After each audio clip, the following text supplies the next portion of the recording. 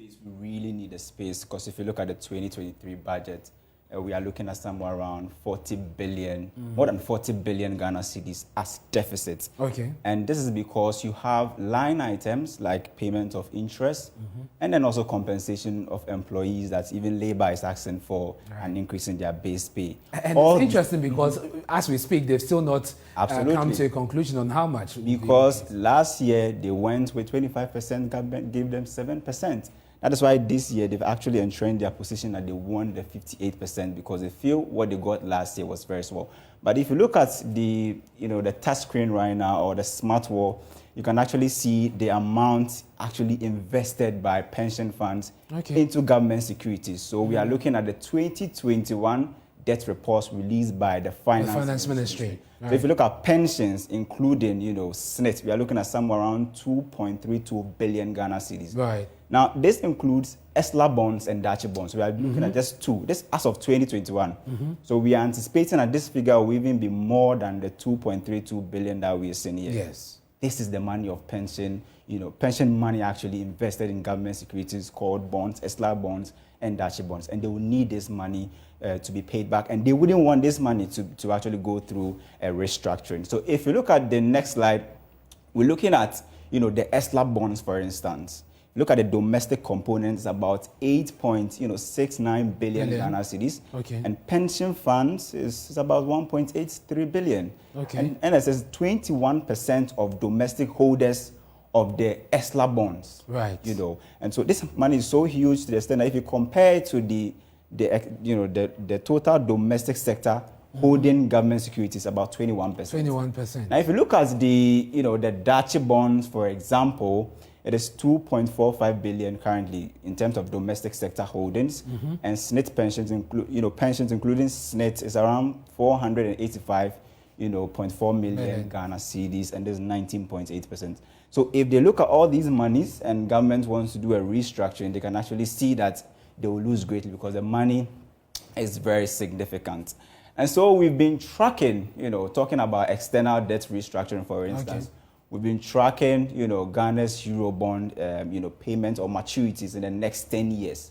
What does the picture look like for Ghana? Why do we need an external debt restructuring so bad?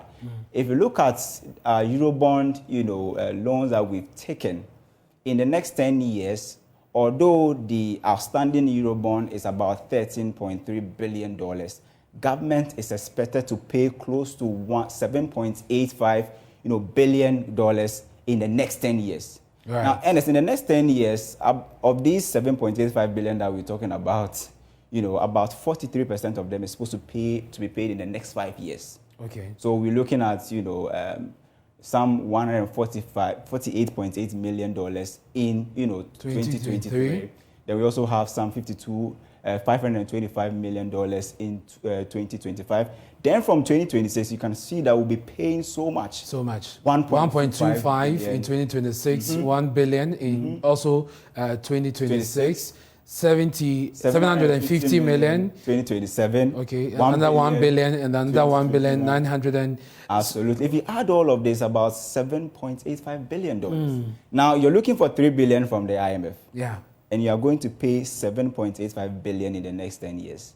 It means the amount you're looking for from the IMF is actually more than 2 times smaller than how much you're supposed to settle as your, And we pay close to $1.7 billion every year. If you look at from 2018 to 2020, how much we pay so far, we pay $1.7 billion every year on the average to settle interest payments alone.